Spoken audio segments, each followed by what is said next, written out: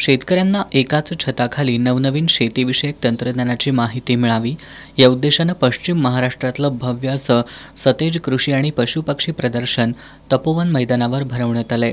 आज प्रदर्शनाच्या तिसऱ्या दिवशी रविवार असल्यानं नागरिकांची अलोट गर्दी पाहायला मिळाली। या प्रदर्शनात 250हून अधिक विविध प्रकारचे स्टॉल्स मांडण्यात आलेत।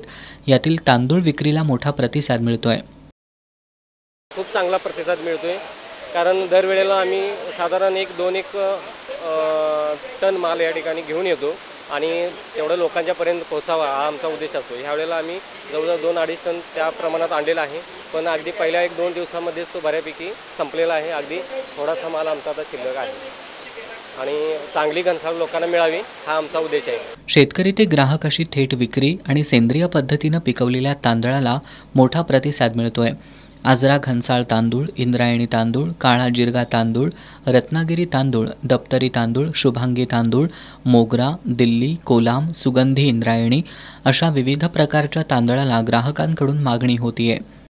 आम्ही दरवर्षी या कृषी प्रदर्शनाची वाट पाहत असतो आणि दरवर्षी आम्ही या कृषी प्रदर्शनाच्या माध्यमातून आमच्या घरचा तांदूळ जो खाण्याचा असतो तो आम्ही दरवर्षी न चुकता वर्षाचा कायम घेत असतो।